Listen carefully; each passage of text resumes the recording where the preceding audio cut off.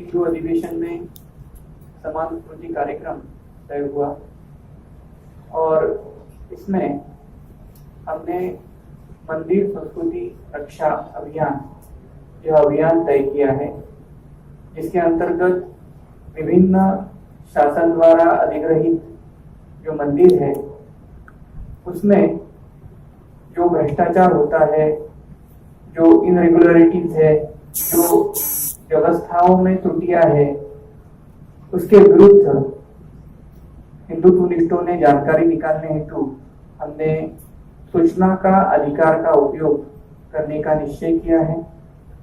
और इसके साथ साथ हमारे यहाँ मंदिर की संस्कृति है, तो विभिन्न स्थानों पर हम जब जानते हैं कि मंदिरों की हमारे यहाँ व्यवस्था है, तो मंदिरों की त्रुटियां अपने अपने क्षेत्रों के यदि हिंदुत्वनिष्ठ निकालेंगे तो वहाँ के धार्मिक समाज, वहाँ का भाविक समाज और वहाँ के हिंदुत्वनिष्ठ एकत्रित आकर इस विषय में, मंदिरों की सुरक्षा के विषय में, मंदिरों के जो भ्रष्टाचार के संदर्भ में कृति करें, इस विषय की बैठकों का आयोजन होगा।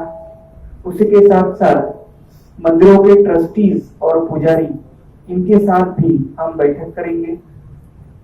हमने समान कृति कार्यक्रम के अंतर्गत ये भी तय किया है कि मंदिर जो है वो हमारे धर्म शिक्षा देने वाले केंद्र बने, क्योंकि मंदिर ही एक ऐसा माध्यम है कि जिसके द्वारा हम हिंदू समाज तक धर्म शिक्षा प्रसारित कर सकते हैं, प्रचारित कर सकते हैं। तो हमने इस दृष्टिकोण से मंदिरों से मिलना, वहां धर्म शिक्षा केंद्र बनाया जाए, इस दृष्टिकोण से प्रयास करना, यह भी समान सूत्री कार्यक्रम के तहत निश्चित किया हुआ है। इसी के साथ साथ अब हमने 5 जून से 8 जून तक हमने अखिल भारतीय हिंदू राष्ट्र प्रशिक्षण और अधिवेशन इसका आयोजन किया हुआ है, जिसमें हम हिंदुत्वनिष्ठ संगठनों के कार्यकर्ताओं को व्यक्तिमत्व विकास, कौशल्य विकास, सूचना के अधिकार का उपयोग तथा वैधानिक रूप में कार्य कैसे करें, अभियान कैसे चलाएं, आंदोलन कैसे करें, इस विषय में हम प्रशिक्षित करेंगे। और यह जो अधिवेशन है इसमें हम आत्मबल के लिए, कार्यकर्ता का आत्मबल यदि बढ़ता है तो वो अधिक प्रभावी कार्य करता है। तो कार्यकर्ता का आत्मबल बढ़ाने के लिए हम साधना कैसे करें, इस दृष्टिकोण से भी वहां प्रशिक्षण दिया जाएगा। नमस्कार। घोषित करने के दृष्टिकोण से सभी संगठनों ने प्रयास करने के दृष्टिकोण से मतलब प्रयास तय किए हैं, तथा हमारे जो संविधान में असंवैधानिक रीति से जो सेक्युलर शब्द डाला गया है उसे निकाल करके वहां पर स्पिरिचुअल शब्द डाला जाए, जो वास्तविकता में भारत की आत्मा है। सदैवता से भारत आध्यात्मिकता का केंद्र रहा है और भारत को हिंदू राष्ट्र घोषित करने के बारे में प्रस्ताव पारित किया गया है। नेपाल को भी हिंदू राष्ट्र घोषित करने के दृष्टिकोण से इस अधिवेशन ने पूरी तरह से समर्थन दिया है। अयोध्या में श्री राम मंदिर का निर्मिति का विषय हो या पूरे देश में गोवंश की हत्या बंदी हो, धर्मांतर पर बंदी हो, इसके बारे में भी आज केंद्र सरकार ने कानून बनाने आवश्यक है। इसी के साथ ऐसे बहुत सारे जो प्रस्ताव है वो प्रेस नोट में दिए हैं। इसमें अंतिमतः जो गोवा में श्री राम सेना के अध्यक्ष जो है प्रमोद मुतालिक जी, तो आज हमारे संविधान में हमें भारत के किसी भी क्षेत्र में निर्धोकता से जाने का, प्रवास करने का, वहां पर अपना विषय रखने का पूर्णतः स्वतंत्रता है। लेकिन ये संवैधानिक स्वतंत्रता होते हुए भी उन्हें गोवा राज्य में जो प्रवेश बंदी का एक संविधान विरोधी कदम उठाया गया है, तो उसका निषेध इस अधिवेशन में किया गया है। और प्रमोद जी मुतालिक के ऊपर ये जो पाबंदी लगाई है तो उसे उठाने की मांग भी इस अधिवेशन में की गई है। इसमें कुछ जो अन्य सूत्र है कि सभी संगठनों ने मिलकर के 51 जगह में पूरे देश में हिंदू राष्ट्र की जागृति के लिए बड़ी सभाओं का आयोजन करने का तय किया है। 16 जगह पर हर महीने जो राष्ट्रीय हिंदू आंदोलन होता है तो वो नई जगह शुरू करने का तय किया है। हिंदू राष्ट्र के लिए जो कार्य करने वाले संगठक हैं तो उनके लिए पूरे देश में 26 जगह पर ऐसे कार्यशाला लेने का एक विषय तय हुआ है।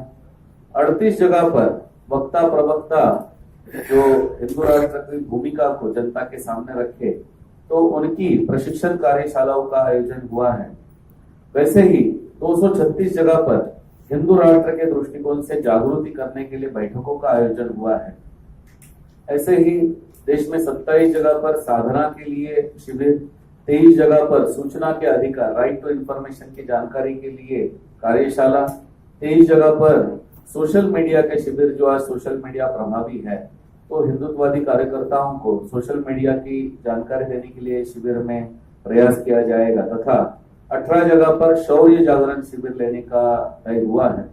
तो इस प्रकार से इस अधिवेशन की जो फलोत्पत्ति है कि केवल अधिवेशन हुआ ऐसे नहीं है, तो पूरे वर्ष का कार्यक्रम जो है वो तय हुआ है और इस अधिवेशन में जो सम्मिलित जितने भी संगठन है, जितने भी कार्यकर्ता है, जितने भी विचारक हैं, वो सब मिल करके ये जो तय हुआ है उसको आगे लेके जाने का प्रयास करेंगे और पूरे वर्ष में इस कार्यक्रम को कुछ तो एक दिशा तय हो, हमारे मंदिरों की मुक्ति के बारे में सरकार के द्वारा कुछ आगे दिशा तय हो।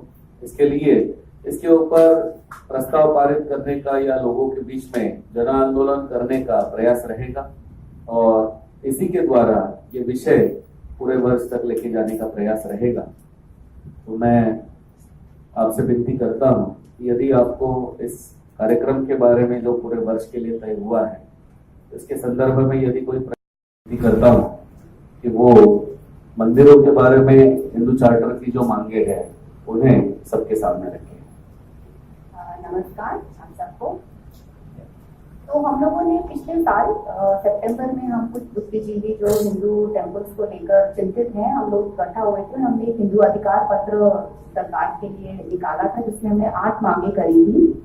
एक तो कि कॉन्स्टिट्यूशनल अमेंडमेंट करी जाए आर्टिकल 26 से 30 तक के लिए और हम हिंदू को भी माइनॉरिटीज के इक्वल राइट्स दिए जाए, जहाँ पर हम भी अपने टेम्पल्स को कंट्रोल कर सकें और हमारे एजुकेशनल इंस्टीट्यूट्स में भी हमारा से हो, जैसे कि आर्टिकल 30 जो राइट्स माइनॉरिटीज को देता है। हम नहीं चाहते कि माइनॉरिटीज से कुछ छीना जाए, उनको पूरा अधिकार है उन सब चीजों का, लेकिन वो अधिकार हिंदूज को भी दिया जाए। एक हमारी मांग ये है। दूसरी मांग में हम लोगों ने रखा था उनसे कि एक ऐसा समिति बनाई जाए हिंदू संस्कृति जीर्णोद्धार निगम 1, जिसमें सरकार की तरफ से 10,000 करोड़ का फंड दिया जाए। हमारे जितने भी टेम्पल्स की जो इस टाइम खराब कंडीशन है, डिप्लीटेड कंडीशन में जो हमारे मंदिर हैं उनको ठीक किया जाए। हमारे मंदिर में हमारे बच्चों को अगर हम लोगों को वैदिक शिक्षा देनी है तो हम कहाँ भेजें उनको? तो हमारे पास तो सिर्फ मंदिर ही है, क्योंकि स्कूल्स में तो ये पढ़ाई नहीं पढ़ाई जाती है। तो अगर हिंदू को अपने बच्चों को अपनी सांस्कृतिक सिविलाइजेशनल स्टडीज के बारे में ज्ञान देना है तो कहाँ दें? तो उसका भी प्रबंध इस संस्कृति निगम के अंदर हो, ऐसी हमारी डिमांड है गवर्नमेंट से। और थर्ड, हमारे टेम्पल्स फ्री करे जाएं, वो श्रद्धालु और हमारे जो शंकराचार्य हैं कि उनका अधिकार है कि वो कैसे चलना चाहिए। एक हमारी डिमांड है फ्रीडम ऑफ रिलीजियस एक्ट, जहाँ पर हम चाहते हैं कि जिस तरह से हमारे माइनॉरिटीज के पास अधिकार है अपने रिलीजन को चलाने का, उसको निर्वाह करने का, वही राइट हिंदूज के पास भी हो। हम भी चाहते हैं कि सुप्रीम कोर्ट ये डिसाइड करे कि शिवलिंग के ऊपर कितना पंचामृत चढ़ना चाहिए, क्योंकि आप लोग शॉक होंगे कि 2 साल पहले सुप्रीम कोर्ट में PIL लगी कि महाकाल का जो शिवलिंग है वो खराब हो रहा है, तो उसके ऊपर वो, क्योंकि जो शिवलिंग जो उसके ऊपर पंचामृत चढ़ता है उसकी वजह से वो खराब हो रहा है। तो सुप्रीम कोर्ट ने जो मुझे लगता है कि वो एक अधिकार नहीं रखते, क्योंकि उनको ज्ञान नहीं है शास्त्रों का कि किस तरह से प्राण प्रतिष्ठा होगी, हम शिवलिंग को चेंज भी कर सकते हैं। तो उन्होंने ये बोल दिया कि पंचामृत की उन्होंने क्वांटिटी डिसाइड कर दी कि इससे ज्यादा क्वांटिटी शिवलिंग पे नहीं चढ़ेगी। तो ये हमारे जो रिचुअल्स हैं हिंदूज के, ये उसमें एक इंटरफेरेंस है which we do not want. We do not want interference in our rituals, how Hindus should perform their puja, their religion. It is their right So we should also be given that right as the minorities are given. तो ये हमारी कुछ मांगे हैं और मंदिरों से लेकर तो डेफिनेटली हम लोग सब साथ में हैं कि हमारे मंदिर को फ्री ऑफ हिंदू टेम्पल, ताकि हम उनको अपने आप से चला सकें, अपने सिविलाइजेशन को दोबारा से कर सकें, हमारे बच्चों के पास भी वो अपॉर्चुनिटी हो जहाँ पर वो पढ़ सकें, अपने शास्त्रों का अध्ययन कर सकें, ज्ञान ले सकें और एक अच्छे नागरिक बनकर वो बड़े हों. From the Hindu temples across the country, I will tell you in reference to Odisha and the Jagannath temple at Puri. You would have heard from the media, you would have seen it that from the last year and a half, the Supreme Court has appointed an officer to submit a report on the temple reforms which have to happen in the Jagannath temple. The Jagannath temple is a unique temple in as much as a 700-year-old temple which was directly under the Govardhan Peeth, in which Shankaracharya, Nishyananda Saraswati. The Peeth is 2,200 years old, the temple is just 700 years old. So all this while the temple was under the guidance of the Shankaracharya. There was a temple committee called the Chhattis Nijog, which comprised of all the different priestly classes. And the Gajapati of Puri, the Maharaj, who is supposed to be the principal devotee of Lord Jagannath, they even call him the walking Jagannath. He is the one who does all the rituals during the annual Rath Yatra. He, in spite of all these three people being there, from the last 30 years, there is a board, a government appointed board with an IAS officer who is managing the affairs of the temple. Not managing, I would say mismanaging. If you will recollect that during the last Navakalavari, the Navakalavari is a ritual in which that the transformation of the deities, the old deities are put to rest and the soul or the Brahma is transferred. It's a very secret and a very ritualistic this thing which is not replicated elsewhere. It happens once in 14 or 16 years. It's a very big affair. So the way it was mismanaged, something which should have happened at midnight, it happened the next day in the afternoon. The people were kept ill-informed of it, and it hurt the sentiments of the people to a great extent. Besides that, there was the issue of the Ratna Bandhar. The Ratna Bandhar is the treasury of the temple, and which is known that it has treasures which they're not even documented. Only about 20 years ago, a partial inventory was taken. So the court said that an entire inventory, the High Court of Cuttack, Orissa High Court of Cuttack said that a full inventory of the treasury should be taken. And this was an expert committee was constituted.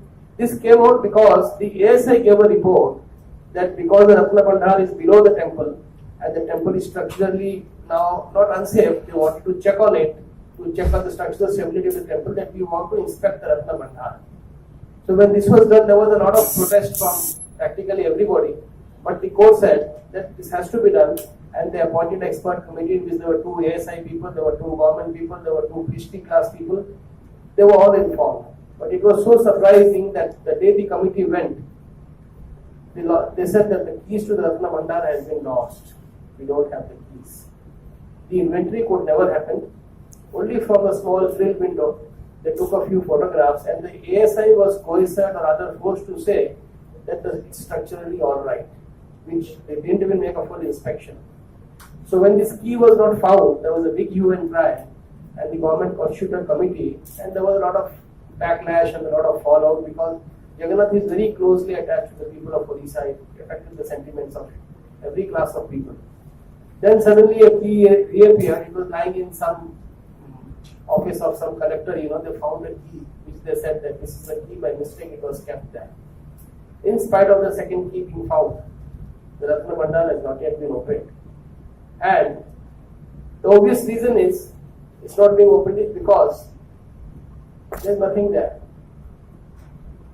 Whatever it was either has been misappropriated, missing, or whatever has happened in the last 30 years, nobody knows. These are but 2 stark examples. And when the court-appointed observer came, the situations were made so difficult for him that one of them recused himself. He said, I won't be. He made 2 visits, and at that time he refused.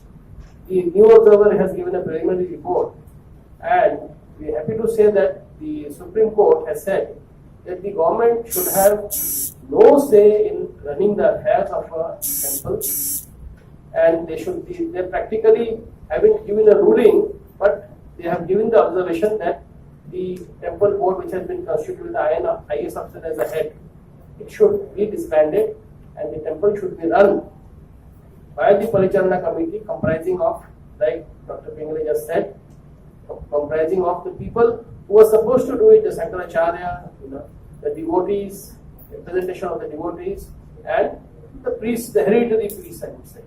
So this is just one step ahead. I don't know what the final report of the observer will be, but if in his preliminary observation, the first report which he gave to the Supreme Court, these sort of observations were made, we are sure that in the days to come, the Jagannath temple, the report will be a percussor for this affair of the government in which only Hindu temples and temples alone are singled out, because most of them are rich cows. Temples have huge lands, they have huge properties, they have a lot of donations coming in, and the government sees it as a lucrative business. Besides that, I would say another faction is the role of the ASI in temple preservation. We would say, like Dr. Pingle very rightly said, we should have a temple council, we should have a council of devout Hindus from all sections, because the ASI is just treating all its protected properties, be it temples or even I would say mosques and churches which are under them, just as get connections. And the very affair that has been that they are there for the conservation and preservation, they have failed. Even in the recent cyclone which happened, extensive damage happened to the temple, in spite of in fact, the scaffolding of the ASI that itself created the most. Scaffolding fell down, and with it brought out very delicate statues, very precious, old thing. So rather than being a protector, and the same is with the Konark temple. The Konark temple is on its last throes. In fact, from 10 years, they have appointed 4 committees. They are not implementing anything. And one fine day it may so happen that the entire structure will collapse. So all the stakeholders, religious, non-religious, because for them, the whole economy depends upon, the temple. If the Konark temple is not there, then for all those 50,000 people who stay in Konark, it's a source of livelihood. Besides the religious faith. So it's about time that nationwide the government, especially the government which has been thrown to power now, they should take note of it and set right all these anomalies and take proper remedial measures. Thank you.